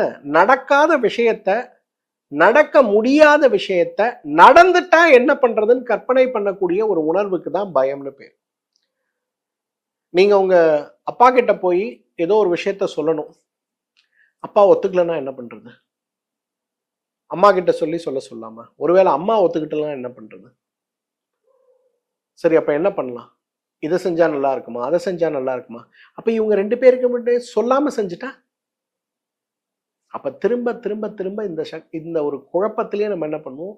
அந்த பய உணர்வுல சொல்லக்கூடியதும் சொல்ல மாட்டோம், செய்யக்கூடாததும் செஞ்சிருவோம். கொலை நடக்கக்கூடிய இடங்கள், கொள்ளை நடக்கக்கூடிய இடங்கள், களவு நடக்கக்கூடிய இடங்கள், லஞ்சம் கொடுக்கக்கூடிய இடங்கள், லஞ்சம் வாங்கக்கூடிய இடங்கள்ல இதெல்லாம் ஏற்படுவதற்கு என்ன காரணம்? எல்லா பேப்பர்ஸும் சரியா தான் சார் நீங்க போய் பிளான் அப்ரூவல் கொடுக்குறீங்க, அப்புறம் ஏன் அந்த இடத்துல லஞ்சம்ங்கிற ஒரு வார்த்தை வருது? ஒருவேளை பிளான் அப்ரூவல் ரிஜெக்ட் ஆயிடுச்சுன்னா, ஒருவேளை பிளான் அப்ரூவல் கிடைக்கலன்னா பயம் தானே. அப்ப அந்த பயத்தை எவ்வாறு நம்ம ஜெயிக்க முடியும்? அந்த பயத்திற்கு முக்கியமான ஒன்று என்ன தேவை? தைரியம் தேவை. இந்த தைரியம் உங்களுக்கு எங்க கிடைக்கும்? ஏதாவது ஒரு விஷயத்துல பிடிமானம் இருந்தா மட்டும்தான் கிடைக்கும். நம்மளாம் எப்படி இன்னைக்கு தைரியமா இருக்கும்? அரசும் சட்டமும் நம்மை காப்பாற்றுங்கிறதுனால. ஆனா அரசு சட்டத்தை விட நம்ம காப்பாற்ற அம்பாள் இருக்கிறாங்கிற தைரியம் நம்ம கிட்ட இல்லையே. இந்த ஒரு தைரியம் இருந்தா போதாத? அதனால யாரெல்லாம் இன்றைக்கு பயத்தோட நம் குடும்பத்தில் அம்மாவோ அக்காவோ அம்மாவுடைய உறவினர்களோ நம்ம ஏதோ செஞ்சிருவாங்க, இப்படி பண்ணிடுவாங்க, அப்படி பண்ணிடுவாங்கன்னு பயத்தில் இருக்கக்கூடியவர்கள் அனைவருமே நாம் செய்ய வேண்டிய முயற்சியில மிக முக்கியமான முயற்சி எது? வாராகியை கெட்ட பிடித்துக் கொள்வதுதான். யாரெல்லாம் இன்னைக்கு பயத்தோட போராட்டீங்களோ வாராகியை பிடிச்சிங்க. ஆறாவது நம்பிக்கை துரோகங்க. இன்னைக்கு நம்மளுடைய வாழ்க்கையில எப்ப நமக்கு சொல்ல முடியாத துயரம் ஏற்படும்? நம்பிக்கை துரோகம் ஏற்படும் போது தானே. நேத்து கூட ஒருத்தர் வந்திருந்தார், ஒரு பெரிய துணிக்கடையில பிஆர்ஓவா இருந்திருக்காரு 30 வருஷம். வெரி பவர்ஃபுல் காய். இன்னைக்கு அந்த கம்பெனி தமிழ்நாடு முழுவதும் தன்னுடைய வணிகத்தை விரிவாக்கி கிட்டத்தட்ட 30-40 கோடி ரூபாய் வணிகத்துல பெரிய அளவுல பொருள் ஈட்டு பண்ணி கொண்டு இருக்கக்கூடிய ஒரு நிறுவனத்துடைய ஆரம்ப கட்டத்துல வெறும் 100க்கு 100 கடையில அவங்க கடை ஆரம்பிச்சதுல இருந்து இவ்வளவு பெரிய மாற்றம் கொண்டு வரக்கூடிய அளவுக்கு அவர் மாறி இருப்பதற்கு அடிப்படை காரணம் என்னன்னா, இந்த மனிதனுடைய ஒரு உழைப்பு அதுல ஒரு நிச்சயமா ஒரு சதவீதமாக இருக்கு. இன்னைக்கு இவர் ஃபோன் பண்ணா கூட என்ன வேணும்னு உடனே எடுத்து சொல்லக்கூடிய அளவுக்கு அந்த முதலாளியோடு இவருக்கு இருக்கக்கூடிய தொடர்பு. ஆனா இவர் ரிட்டையர் ஆகும்போது அந்த முதலாளி இவருக்கு ஒரு பெரிய அமௌண்ட்டை கையில கொடுத்து, அப்பா நீ நல்லா செஞ்சிருக்க, ஆனா ரிட்டையர் ஆகிற வயசு வந்துருச்சு, இப்போ வீட்டில் போய் ரிட்டையர் எடுத்துக்கோ, கன்சல்டண்டா நான் கூப்பிட்றேன், வந்து எனக்கு செஞ்சு கொடு, ஆனா இந்த பணத்தை பத்திரமா வச்சுக்கோன்னு சொல்லி நாம் கனவிலும் எதிர்பார்க்க முடியாத ஒரு பெரிய தொகையை அவர்கிட்ட கொடுக்குறாரு. இவர் வராரு வீட்டுக்கு, பிள்ளைங்களுக்கெல்லாம் என்னென்ன பண்ணணும், வீடெல்லாம் வாங்கி செட்டில் ஆயிடுறாரு. கையில ஒரு பெரிய தொகை இருக்கு, என்ன பண்ணலாம்? ஒரு நண்பர் வராரு, சார் இந்த பிஸ்னஸ் பண்ணா ரொம்ப நல்லா இருக்கும் சார். உடனே இவரும் அவரும் சேர்ந்து உட்காந்து இந்த டிஸ்கஸ் பண்ணி உடனே அந்த பணத்தை அதில் இன்வெஸ்ட் பண்றாரு. இவருடைய கெட்ட நேரமோ அல்லது இவருடைய நண்பருடைய கர்ம வினையோ இவர்கிட்ட இருந்து கொஞ்சம் கொஞ்சமா அந்த பணத்தை எக்ஸ்ட்ராக்ட் பண்ணி ஒரு ஸ்டேஜ்ல, சார் இந்த மாதிரி லாஸ் ஆயிடுச்சு, இனிமேலும் நம்ம 2 பேரும் சேர்ந்து இந்த பிஸ்னஸை பண்ண முடியாது, நீங்க உங்க வேலையை பாருங்க, நான் என் வேலையை பார்க்குறேன் அப்படின்னு சொல்லிட்டு திடீர்னு ஒரு நாள் திடுதிப்புன்னு இவரை நடு ரோட்ல விட்டு போன மாதிரி போயிட்டாரு. திரும்பி பார்த்தா இவர் சேர்த்து வைத்த அந்த பணம், குழந்தைகளுக்கு கொடுத்த பணமெல்லாம் தெரியாமலே இந்த பிஸ்னஸ்குள்ள எக்ஸ்ட்ராக்ட் ஆயிருக்கு. எதுவுமே இல்லை. பசங்க என்ன சொல்லிட்டாங்க, எங்களுக்குன்னு உள்ளதை எங்களுக்கு கொடுத்துட்டீங்க, பட் உங்களுக்கு என்ன மினிமம் சப்போர்ட் வேணுமோ எங்களால் பண்ண முடியும், ஆனால் இந்த நஷ்டத்தை ஈடுகட்டுறதுக்கு நம்மளால எதுவும் பண்ண முடியாது இல்லையா அப்படின்னு சொல்லும்போது, வேறு வழி இல்லாமல் ஒரு வீடு இருந்தது, அந்த வீட்டை விற்று அந்த கடனெல்லாம் அடைச்சிட்டு என்ன பண்றதுனே தெரியாத சிரமத்திற்கு வரும்போது அவருக்கு ஒரு பெரிய நோய் வந்துருச்சு. இந்த இந்த ஸ்ட்ரெஸ்ஸே அவருக்கு வந்து ஹார்ட் அட்டாக்கை கொண்டு வந்துருச்சு. இது ஒரு உதாரணமா நான் சொல்றேன். நம்மில் நிறைய பேர் பார்த்தீங்கன்னா, நீண்ட உறவோடு இருக்கக்கூடிய கணவனை நம்பி தன்னுடைய தாய் வீட்டிலிருந்து கொண்டு வந்த அத்தனை சொத்தையும் கொடுத்து திடீரென்று கணவன் வழிமாறி இன்னொருத்தரை திருமணம் செஞ்சுட்டு போகும்போது, விவாகரத்து கேட்கும்போது மனமுடைந்து போகக்கூடிய எத்தனை பெண்களை நான் பார்க்கிறேன். தன்னுடைய காதலன் தன் கூட இருப்பான், அதனால அவனுக்கு வேண்டிய எல்லா சேவையும் செய்வோம்னு சொல்லி தன்னையே அர்ப்பணித்து விட்டு திடீர்னு அந்த பையனுக்கும் இவங்களுக்கும் ஒரு சின்ன சண்டை பிரேக் அவுட் ஆகி, நீ எனக்கு வேண்டாம் சொல்லிட்டு இன்னொரு கல்யாணம் பண்ண போகிற அந்த பையனை நினைச்சு வருந்துகின்ற பெண்கள், அதே போல பெண்களை நினைத்து வருந்துகின்ற ஆண்கள் அவ்வளோ பேரை பார்க்குறோம். வயத்தை கட்டி வாயை கட்டி படிக்க வச்சு ஃபாரின் அனுப்பி எல்லாம் பண்ணி கொடுத்தா, ஃபாரின் போன பையன் வந்து இன்னைக்கு ஃபோன் கூட பண்றதில்ல. என்னப்பா அப்படின்னு ரீச் பண்ணி கேட்கும்போது, நான் கூப்பிட்றேன், என்னை டிஸ்டர்ப் பண்ணாதீங்க, நான் இங்கேயே ஒரு பொண்ணை பார்த்து கல்யாணம் பண்ணிக்கிட்டேன், உங்களுக்கு என்ன வேணும்னு சொல்லுங்க, மாசம் மாசம் அனுப்புறேன்னு சொல்லி உதாசீனப்படுத்தி பேசுவது, இதெல்லாம் நம்பிக்கை துரோகம் தான் இல்லையா? இந்த நம்பிக்கை துரோகத்தோடு நாம் போராடும் போது நம்மையே அறியாமல் சில சமயத்துல சாபமும் கோபமும் கொடுத்து விடுவோம். எப்பவுமே பெற்றோர்களுடைய சாபம் குழந்தைகள் மேல் பலிக்காதுன்னு வச்சுங்களேன், அது பிரச்சனை கிடையாது. ஆனாலும் அதற்கு பதிலாக அந்த இழந்த நம்பிக்கையை நாம் பெறுவதற்கும், நம்மை ஏமாற்றியவர்கள் மீண்டும் நம்மிடம் வந்து, ஐயோ நான் ஏமாத்திட்டேன், தயவு செய்து என்னை மன்னிச்சிருங்க, இந்தாங்க இந்த இழப்பீட்டுக்கு உள்ள நான் செய்யக்கூடிய கடமைன்னு சொல்லி திருப்பி கொடுக்க, தன்னுடைய சகோதரனுக்காக அல்லது சகோதரிக்காக தன் வீட்டில் இருக்கக்கூடிய பணத்தை கொடுத்து அவங்க திருப்பி கொடுக்காத போது வீட்டில் கணவன் மனைவிக்கிடையே இருக்கக்கூடிய உறவு பாதிக்கின்ற நிலையில் இருப்பவர்கள் கூட இன்றைக்கு அம்மாவை சரணடையும் போது, அம்மா வாராகியை சரணடையும் போது, அந்த இழந்த ஒரு பேர், இழந்த அந்த நட்பு, இழந்த அந்த நல்ல பணம், பொருள், கடன் கொடுத்து திரும்பி வராத விஷயங்கள் மீண்டும் திரும்பி வந்து விடுவதை பார்க்க முடியும். இன்னைக்கு மகாவாராகியை ஏன் நம்ம வழிபடணும் அப்படின்னா, நீங்க கல்யாணத்துக்கு ஒரு சாமி, குழந்தை பிறக்கிறதுக்கு ஒரு சாமி, வீட்டில் பிரச்சனை இல்லாமல் இருக்கிறதுக்கு ஒரு சாமின்னு விதவிதமாக ஓட வேண்டியதில்லை. நீங்கள் அந்த அம்மாவை மட்டும் சரணடைஞ்சாலே, இந்த கார்த்த வீரியார்ஜுன மந்திரம் அப்படின்னு சொல்லுவாங்க. ஒரு அரசன் தன்னுடைய பதவியை இழந்து, தன்னுடைய பொருளை இழந்து, தன்னுடைய படையை இழந்து, தனி மனிதனாக நின்ற ஒரு அரசன், இனிமேல வாழ்க்கை எனக்கு வேண்டுமா இறைவா அப்படின்னு கவலையோடு இருந்த ஒரு அரசனுக்காக இறைவன் உபதேசித்த ஒரு மந்திரம் தான் கார்த்த வீரியார்ஜுன மந்திரம் சொல்லுவோம். இழந்த பொருள், இழந்த பதவி, இழந்த நட்பெயர், இழந்த அனைத்து 16 செல்வங்களும் மீண்டும் பெறுவதற்குள்ள ஒரு மந்திரம். இந்த மந்திரத்தை விட 1000 மடங்கு இந்த இழந்த பொருளை நமக்கு திருப்பி கொடுக்க அம்மா காத்து கொண்டிருக்கிறாள் அப்படிங்கிறது தான் உண்மை. நீங்கள் சரணடைய வேண்டியது மட்டும்தான் பாக்கி. அப்ப அந்த மாதிரி இருக்கும்போது அந்த இழந்த விஷயங்களை, இழந்த பொருளை, நம்பிக்கை துரோகத்தால் இழந்த விஷயங்களை மீண்டும் பெறுவதற்கு ஏதோ ஒரு கர்ம வேணா, அவன் நம்மளை ஏமாத்திட்டான், அவனை சபிக்க வேண்டாம், அவன் நல்லா இருந்துட்டு போடணும், ஆனா எனக்கு சேர வேண்டியதை ஏதாவது ஒரு வகையில எனக்கு கொண்டு வந்து கொடுமான்னு கேட்டா நிச்சயமா கிடைக்கும் இல்லையா? அந்த நம்பிக்கையோடு நீங்க கேட்க வேண்டியது எல்லா சாமி கிட்டையும் கிடையாது, அம்பாள் கிட்ட மட்டும்தான். 7வது ஆரோக்கியம்ங்க. இன்னைக்கு ரொம்ப அழகா ஒரு விஷயம் சொல்றேன் கேளுங்களேன். மகிஷனோடு அம்பா போராடுறான். பகல் ஃபுல்லா சண்டை நடக்குது. நைட்ல எல்லாருக்கும் அடி உத, தேவர்களா இருந்தாலும் அசுரர்களா இருந்தாலும் சண்டன் வந்துதான் அடி உத, ரத்தம், கொலை, குத்து எல்லாமே இருக்கும்ல. அப்ப அடுத்த நாள் காலையில திருப்பி சண்டை போடணும். எப்படி போட முடியும்? அப்ப அந்த வாராகி அம்மா தான் அமிர்தத்தை கொண்டு வந்து இரவு நேரங்கள்ல தேவர்களுக்கு கொடுத்து அவர்களுடைய உடலையும் மனதையும் ஆன்மாவையும் குணமாக்கி மீண்டும் அடுத்த நாள் சண்டையிடுவதற்கு தேவையான ஆற்றலை வழங்கக்கூடிய மது கைடப வாராகி அப்படிங்கிறது தான் அம்பாளுடைய பேர். இன்றைக்கு தீராத நோயால் அவதிப்பட்டு கொண்டிருப்பவர்கள், என்ன பெயர்னே தெரியல ஆனா நோய் என்னை பாடாய்படுத்துதுங்கிற சிரமத்தோடு போராடி கொண்டிருப்பவர்கள், குழந்தைகள் இன்றைக்கு ஏற்படுகின்ற நோய்கள், ஜெனட்டிக்கா ஏற்படுகின்ற நோய்கள், இன்றைக்கு விதவிதமான நோய்களோடு போராடி கொண்டிருப்பவர்கள் நாம் யாராக இருந்தாலுமே, ஐயோ ஆப்ரேஷன் பண்ணலன்னா உயிரே போயிடும்னு சொல்லிட்டாங்க சார், கேன்சர் வந்துருச்சு, ட்ரீட்மெண்ட்ல இருக்கும், அப்ப அந்த கேன்சருடைய ட்ரீட்மெண்ட் என்னை ரொம்ப கஷ்டப்படுத்துதுன்னு சொல்லக்கூடிய சிரமத்தோடு போராடி கொண்டிருப்பவர்களாக நம்ம இருக்கோம் அப்படின்னா, தீராத நோயோடு போராடி கொண்டிருப்பவர்கள் அனைவருமே தன்னுடைய நோய் தீர நாம் வழங்க வேண்டிய, வணங்க வேண்டிய தாய் மகாவாராகி அம்மன். ஏன்னா இன்றைக்கு இந்த நோய்கள் ஏற்படுவதற்கு அனைத்துக்குமே காரணம் கர்ம வினைகள் தான். நீங்க கர்ம வினைகளை நீக்காம குணமாக்க முடியாத நோய்களுக்குள்ள தீர்க்கவே முடியாது. இன்னைக்கு கீழே விழுறோம், சாதாரணமா எலும்பு உடையுது, சாதாரண எலும்பு முறிவு, டாக்டர் கிட்ட போறோம், எல்லாத்தையும் ஃபிக்ஸ் பண்றாரு, எலும்பு கூடி போச்சு, ஆனா வலி குறையல.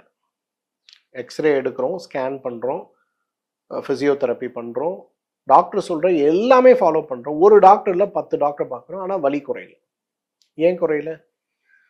ஜாதகத்துல பார்த்தா தெரியும், அந்த இடத்துல சனியுடைய தாக்கமும் கேதுவுடைய தாக்கமும் மோசமா இருக்கும்.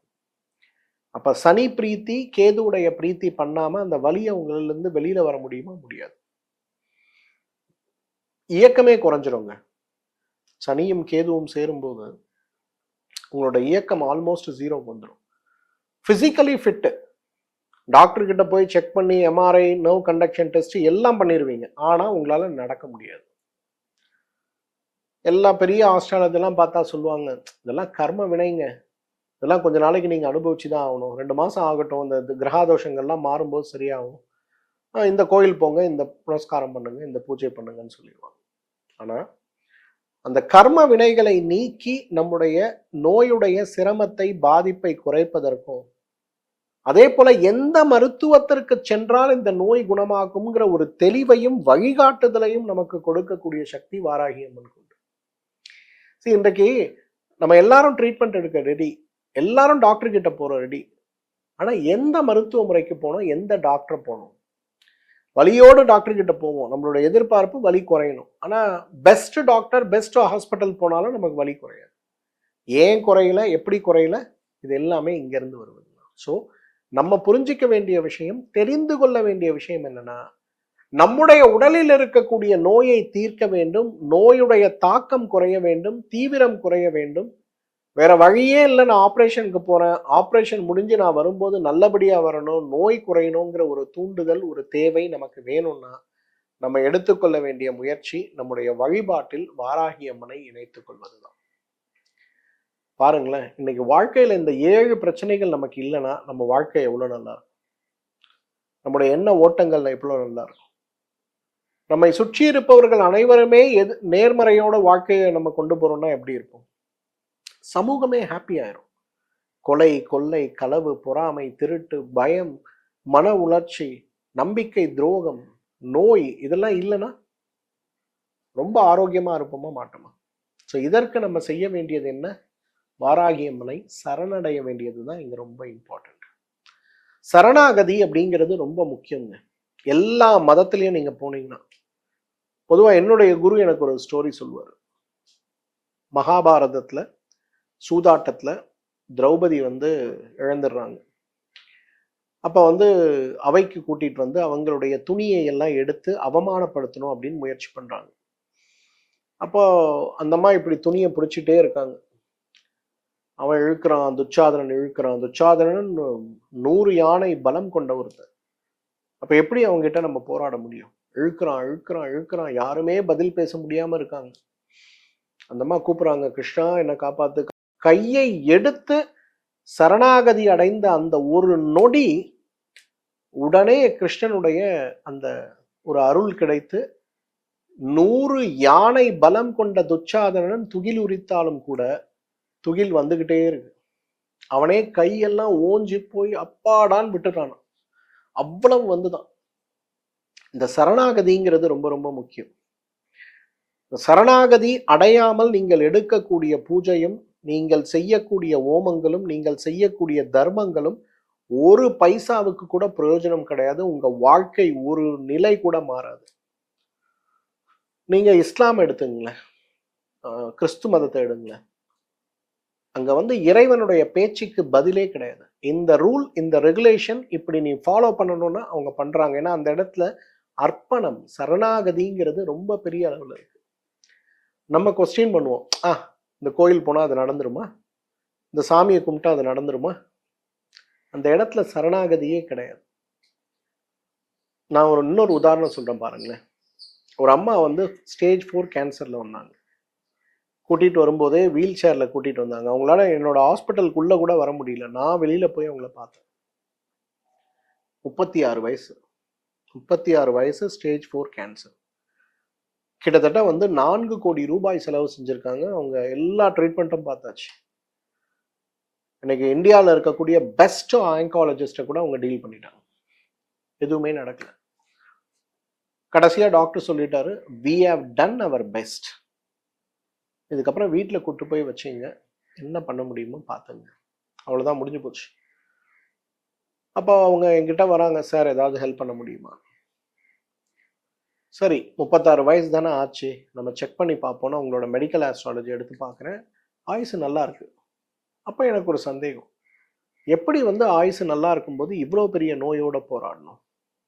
டாக்டருங்களாம் கை விரிச்சிட்டாங்களே, என்ன பண்ணுறது? சரின்னு சொல்லிட்டு அவங்களுக்கு மருந்துகளோடு இந்த வாராகி உபாசனை எப்படி பண்ணணும் அப்படிங்கிறத நான் எழுதி கொடுத்து, என்ன மந்திரங்களை அவங்க கேட்கணும், ஏன்னா ரொம்ப வீக்கு, நடக்க முடியாமல் இருக்காங்க, மந்திரம் சொல்ல சொன்னால் அவங்களால முடியாது, ரொம்ப வீக்கு, கேட்கணும் அப்படின்னு. இப்போ அந்த அம்மா எங்கிட்ட கோபத்தோட கேட்டாங்க, என்ன டாக்டர் நீங்கள் இவ்வளோ ட்ரீட்மெண்ட்லலாம் நல்லா பண்ணுறீங்கன்னு சொல்கிறாங்க, இங்கே வரோம், நீங்கள் என்னடானா ஒரு மந்திரத்தை கொடுத்து கேட்க சொல்கிறீங்களேன்னு. அப்போ நான் சொன்னேன், மந்திரங்கள் அப்படிங்கிறத மந்திரமா பார்க்காதீங்க. அந்த மந்திரங்கள் உருவாக்கக்கூடிய அதிர்வலைகள் உங்க உடம்புக்குள்ள போய் உள்ள இருக்கக்கூடிய டிஎன்ஏ ஸ்ட்ரக்சரையே மாற்றக்கூடியதா இருக்கும். ஆனா அதை நீங்க அக்செப்ட் பண்ணா மட்டும்தான் அது நடக்கும். தூரத்துல ஒரு கந்தசஷ்டி கவசம் கேட்குது, உங்க மனசும் உங்களோட மூளையும் அதை கேட்க ஆரம்பிச்சதுன்னா உங்களோட அலைன்மெண்ட் கரெக்டா இருக்கும்.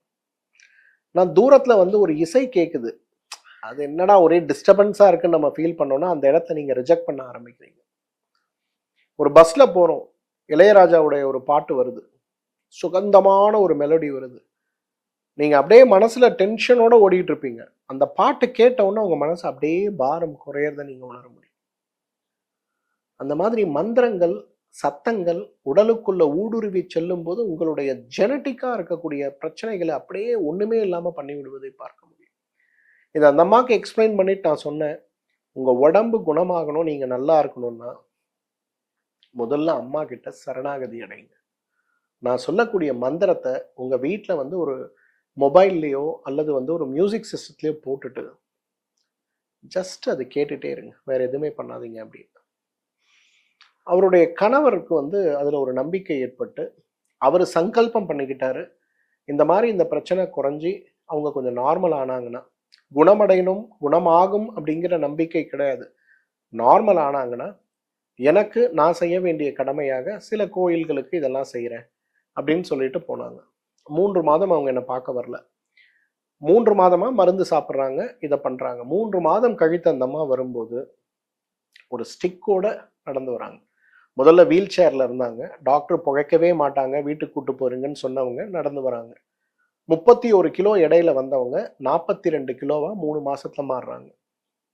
ரிப்போர்ட்லாம் பார்த்தா நோய் ஒரு 20% குறைஞ்சிருக்கு. அவ்வளவுதான், பெருசா மாற்றம் இல்லை. 6 மாதம் கழித்து வரும்போது ஸ்டிக்கு கிடையாது, அவங்களா நடந்து வராங்க. ஆனா கொஞ்சம் பலவீனம் இருக்கு, படிக்கட்டு ஏறுறது இறங்குறதுல. எடை பார்த்தீங்கன்னா 46 கிலோவா மாறிருக்காங்க. இப்போ ஒரு வாரத்துக்கு முன்னாடி என்ன பார்க்க வந்தாங்க. கிட்டத்தட்ட 1 வருஷம் எந்த பெட்டும் எடுக்க வேண்டாம், விட்டுருங்க, என்ன நடக்குதோ நடக்கட்டும்னு விட்டுட்டாங்க. நான் கம்பல் பண்ணதுனால பெட் எடுத்திருந்தாங்க. நோய் 70% குணமாயிருந்தது. ஒரு 4th ஸ்டேஜ் கேன்சர்ல இருக்கக்கூடிய ஒரு நோயாளி 70% குணமாயிருக்காங்க. ஆனா அவங்களுக்கு அந்த இடத்துல உதவி செய்தது மருந்து மாத்திரைகளை விட அவர்கள் அடைந்த சரணாகதி மட்டும்தான். அம்பாளோட காலை அவங்க பிடிச்சுக்கிட்டாங்க. அவங்க உடம்புல அவ்வளவு பெரிய மாற்றம் ஏற்பட்டதை பார்க்க முடிந்தது.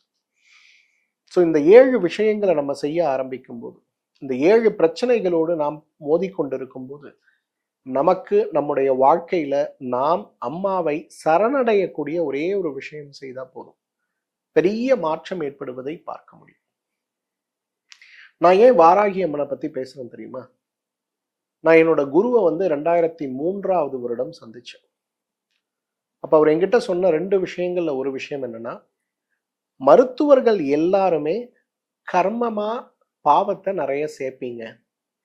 என்ன காரணம்னா, ஒருத்தன் நோயோட போராடிட்டு உங்ககிட்ட வரான் அப்படின்னா, அந்த நோயை குணப்படுத்துவதற்கு நீங்கள் எடுக்கக்கூடிய முயற்சி அவனுடைய கர்மத்தை தாண்டி அந்த நோயை குணப்படுத்தக்கூடிய முயற்சியா இருக்கும்போது, அவன் செய்கின்ற பாவங்களில் இருக்கக்கூடிய கர்மா உங்களை தான் வந்து சேரும்.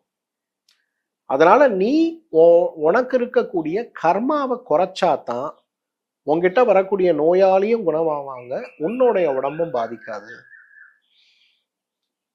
அதனால நீ உன்னோட கர்மாவை குறைக்கணும் அப்படின்னாரு. அப்ப நான் கேட்டேன், கர்மாவை குறைக்க நான் என்ன குருஜி பண்ண முடியும்? அப்ப அவர் எனக்கு வாராகியுடைய மூல மந்திர உபாசனைய 2/2/2003 எனக்கு சொல்லி கொடுத்தாரு. 2/2/2003 என்னுடைய பிறந்த நாள் அது. அந்த பிறந்த நாள் அன்றைக்கு நான் அவர்கிட்ட போய் பார்க்கும்போது எனக்கு சொல்லி கொடுத்தாரு. ஒரு பேப்பர்ல எழுதி கொடுத்துட்டு, காலையில நாளே அவர்கிட்ட நாளைக்கு நான் ஆசீர்வாதம் வாங்க வரணும்னும் போது, காலையில 4:30 மணிக்கு வா, குளிச்சுட்டு வான்னு என்னை கூப்பிட்டு உட்கார வச்சு எனக்கு சொல்லி கொடுத்தாரு. என்கிட்ட அவர் சொன்னது என்னன்னா, 1 கோடி முறை நீ இந்த மந்திர ஜபம் செய்யணும். இந்த 1 கோடி முறை மந்திர ஜபம் மட்டும் நீ செஞ்சிட்டீன்னா, நோயாளிகள் உன்னிடத்தில் குணமாவது மட்டுமல்ல, அந்த கர்ம வினைகளும் உன்னை பாதிக்காது, புண்ணியங்கள் கூடிக்கொண்டே வரும். அதுக்காக 1 கோடி முறை மந்திர ஜபம் செஞ்சுட்டு நிறுத்தணும்னு அவசியம் கிடையாது. வாழ்க்கை இருக்க வரையிலும் செய்யு. ஆனா இந்த மந்திரங்கள் உனக்கு எப்ப பலன் கொடுக்கும்னா, நீ 1 கோடி முறை செஞ்ச பிறகுதான் பலன் கொடுக்கும். அதனால எப்பெல்லாம் நேரம் கிடைக்குதோ அம்பாளுடைய இந்த மந்திரத்தை வாய்விட்டு சொல்லாமல் மனதில் மட்டும் செய்து கொள்ளு அப்படின்னு சொல்லிட்டு, அதுக்காக சில உபாசனைகள் என்ன பண்ணணும் ஏதுங்கிறதெல்லாம் சொல்லி கொடுத்தார். நான் சொன்னேன், சுவாமி, நான் காலையிலேருந்து ராத்திரி வரலாம் ட்ராவல்லையே இருக்கேன். வருஷத்துல 365 நாளும் ட்ராவல்ல இருக்கேன். பெரிய பூஜைகள் புனஸ்காரங்கள்லாம் எனக்கு செய்ய முடியாது. உங்களுக்கே தெரியும் என்னை பத்தி. இறை நம்பிக்கையை மனதில் வைத்து, இறைவனை மனதில் வைத்து பூஜை செய்வதுதான் என்னுடைய வழக்கமே தவிர, பெரிய ஹோமங்கள் பூஜைகள்ல இதுல எனக்கு நம்பிக்கை கிடையாது. உங்களுக்கு தெரியும் இல்லையா அப்படின்னு. சின்ன வயசு இல்லையா அப்போ அவர் எனக்கு சொன்னது ஒரே விஷயம்தான், நீ எந்த கோயிலுக்கும் போக வேண்டாம், எந்த சாமியும் கும்பிட வேணாம் தம்பி, நீ வெறும் இந்த மந்திரத்தை மட்டும் உபதேசம் பண்ணு அப்படின்னாரு. அதே போல 2/2/2021 1 கோடி முறை மந்திர ஜபத்தை நான் முடிச்சேன். அந்த 1 கோடி முறை மந்திர ஜபத்தை முடித்த பிறகு அந்த அம்மா காட்டக்கூடிய வழிகளும் வழிமுறைகளும் இன்றைக்கும் என்னை வழி நடத்தி கொண்டிருக்கிறது. பிரச்சனை இல்லாத மனிதன் கிடையாது. நீங்களே யோசிச்சு பாருங்களேன், ஒரு நாளைக்கு 350-400 பேர் என்ன பார்க்குறாங்க. அந்த 350 பேர் 400 பேரும் அவர்கள் வலிகளை சொல்லும்போது அந்த வலிகள் வார்த்தைகளாக இல்லை, அந்த வலிகள் அனைத்துமே என்னுடைய உள்ளத்துல அவ்வளவு சிரமத்தை ஏற்படுத்துறத பார்க்க. இப்ப நீங்களே பாருங்களேன், ஒருத்தர் வராங்க, குடும்பத்துல பிரச்சனைன்னு சொல்றாங்க. நான் ஒரு டாக்டரா ஒரு மாத்திரை எழுதி கொடுத்து இது சாப்பிடுங்கன்னு சொல்ல முடியும்.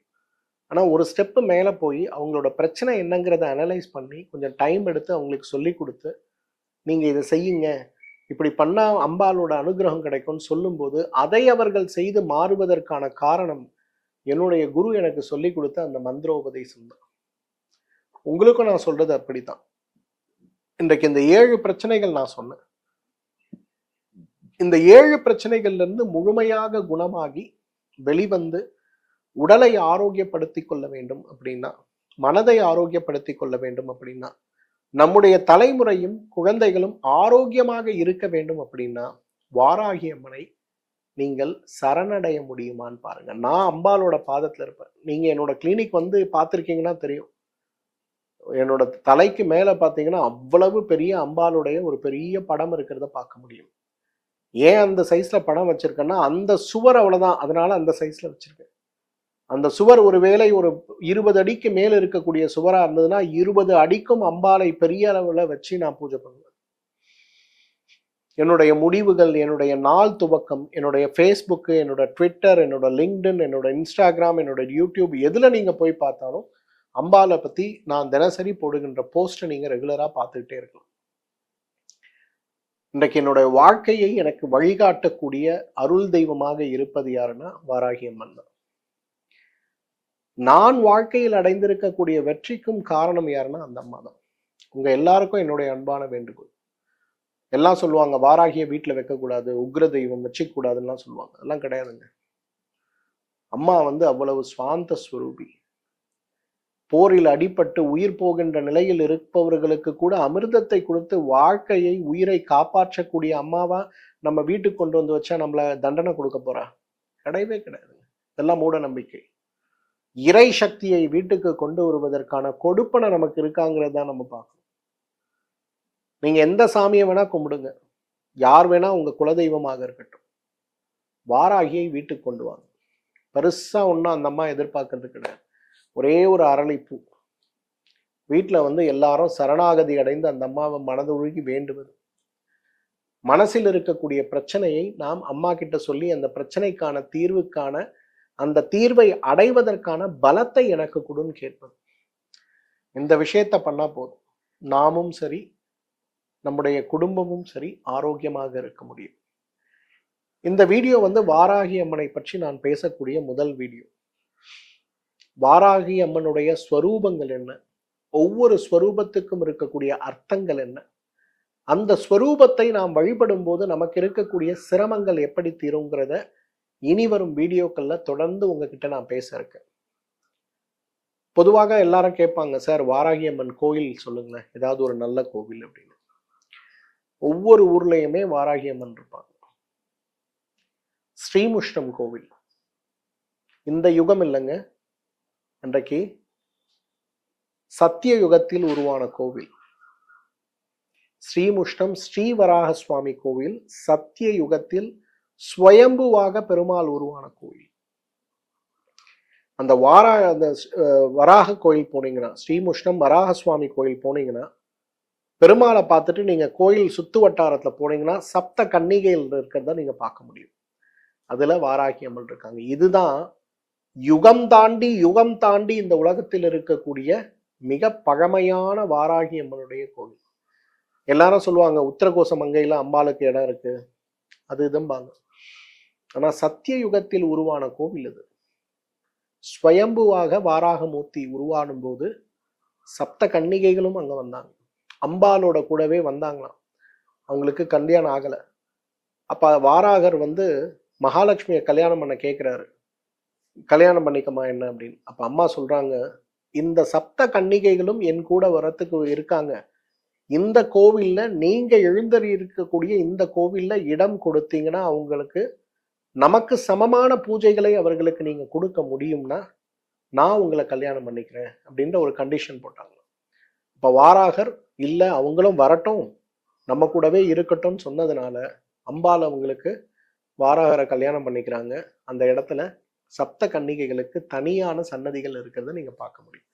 7 பேரும் ஒன்னாதான் இருப்பாங்க, ஆனா அதுல வாராக அம்மா இருக்கிறத நம்ம பார்க்க முடியும்.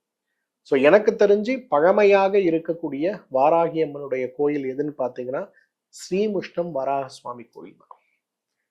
இன்னைக்கும் கல்யாணம் பிரச்சனை இருக்கவங்க, இந்த வராக சுவாமி கோயிலுடைய பெரிய விசேஷம் என்ன தெரியுமா? கோயிலுடைய பிரசாதம் என்னன்னு பார்த்தீங்கன்னா, நம்ம எல்லாருமே பார்க்கக்கூடிய கிடைக்காத ஒன்று முஸ்தான் சொல்லுவோம், கோரைக்கிழங்குன்னு சொல்லுவோம். இந்த கோரைக்கிழங்குல செய்யக்கூடிய அந்த உருண்டை தான் பிரசாதம். இன்னைக்கு நம்ம குடும்பத்துல யாருக்காவது கல்யாணம் ஆகாம இருக்கா, நேரம் அங்க கூட்டு போங்க, வாராகி அம்மனை பாருங்க. கல்யாணம் ஆகாதவர்களுக்கு திருமணம் ஆவதற்கு இந்த சப்த கன்னிகைகளுடைய பூஜையும், திருமணம் ஆனவுடனே வராகமூர்த்தியை தரிசனம் செய்த பிறகு குழந்தை பிறப்பதற்கு இந்த கோரைக்கிழங்குடைய பிரசாதமும் கொடுக்கறது தான் அந்த கோயிலோட விசேஷம். அந்த சுத்து வட்டாரத்துல இருக்கக்கூடிய 10-50 கிலோமீட்டர்ல யாருக்கு கல்யாணம் ஆனாலும் முதல்ல கூட்டிட்டு வருவாங்க இந்த கோயில், குழந்தைக்காக. அவ்வளவு சிறப்பான கோவில். ஸோ இன்றைக்கு ஓல்டஸ்ட் வாராகி டெம்பிள் எது? சத்தியயுகத்தில் உருவான வராக சுவாமி கோயில், ஸ்ரீமுஷ்ணம் வராக சுவாமி கோயில்ல இருக்கக்கூடிய சப்த கன்னிகைகள்ல ஒன்றாக இருக்கக்கூடிய வராகி அம்மனுடைய அந்த கோயில் தான் இன்றைக்கு உலகத்தில் மிக பழமையான கோவில். என்னோட ஃபேவரட் வாராகி டெம்பிள் எது? வேலூர் மரகத கோட்டை வாராகி அம்மா அவ்வளோ அப்படியே நம்ம பார்க்கும்போது நேர்ல தரிசனம் கொடுக்குற மாதிரி இருப்பார். வேலூர் ஏர்போர்ட் இருக்கும், வேலூர் ஏர்போர்ட்டுக்கு பக்கத்திலே மரகத கோட்டை வாராகின்னு கேளுங்க. அப்பா, சிம்ம ரூபிணியாக இருப்பா. ஒரு காலை உயர்த்தி காத்துக்கிட்டு இருக்கா, நீங்க எப்ப கூப்பிடுவீங்க, உங்க பிரச்சனையை எப்ப தீர்க்கலான்னு வருவா. அவ்வளவு பவர்ஃபுல்லான ஒரு தோற்றம். நீங்க அப்படி அம்பால பார்த்தாலே டக்குன்னு வேர்வை வந்துடும். அப்படி ஒரு பிரம்மாண்ட ரூபமா இருப்பாங்க, அழகா இருப்பாங்க. இப்ப கூட பாத்தீங்கன்னா அந்த கோயில்ல தினசரி சண்டி ஹோமம் நடந்துட்டு இருக்கு. சதசண்டின்னு சொல்லக்கூடிய 100 நாட்கள் சண்டி ஹோமம் நடந்துட்டு இருக்கு.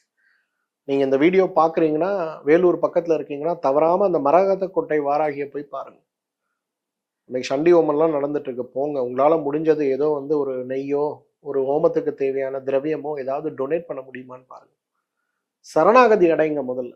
நீங்க மற்றதெல்லாம் பண்றீங்க பண்ணலங்கிறதுலாம் வேற, நேரா போய் அம்பாள் கிட்ட சரணாகதி அடைங்க. ஸோ இனி வரக்கூடிய வீடியோக்கள்ல நாம அம்பாளை எப்படி பூஜை பண்ணணும், அம்பாளுடைய திருவிளையாடல்கள் சொல்லக்கூடிய என்னுடைய இந்த 2003 21 வரையிலும் அம்பாளுடைய நாமத்தை தொடர்ந்து நான் சொல்லி கொண்டிருக்கும் போது என்னுடைய வாழ்க்கையில நடந்த நல்ல விஷயங்கள், நான் சொல்லி மற்றவர்களுக்கு நடந்த நல்ல விஷயங்களை பற்றி தொடர்ந்து உங்களோடு பகிர்ந்து கொள்ள சித்தமாக இருக்கிறேன். என்னுடைய அன்பான வேண்டுகோள் உங்க எல்லாருக்கும் ஒண்ணுதான், சரணடைதல் அப்படிங்கிறது ரொம்ப முக்கியம். நீங்க எந்த கோவில் போனாலும், எந்த இறைவனை துதித்தாலும், குலதெய்வத்தை துதித்தாலும் முதல்ல மனசுல இருக்க பிரச்சனையை அவங்க கிட்ட கொடுத்துட்டீங்கன்னா அதோட அந்த பிரச்சனையை மறந்துடுங்க. அவங்க காப்பாத்துவாங்க, அவங்க வழி நடத்துவாங்கன்ற அந்த வழி நடத்துதல் நம்முடைய ஆரோக்கியத்திற்காக, பலத்துக்காக அப்படிங்கிற மாதிரி முயற்சி செய்து நம்முடைய வாழ்க்கையை மேம்படுத்தி கொள்ள, மகிழ்ச்சியுடையதாக்கி கொள்ள முயலுமான்னு பாருங்க. உங்க எல்லாருக்கும் மகாவாராகி அம்மனுடைய அருள் கிடைக்க தினசரி நான் பிரார்த்தனை பண்றேன். மீண்டும் சந்திப்போம். நன்றி, வணக்கம்.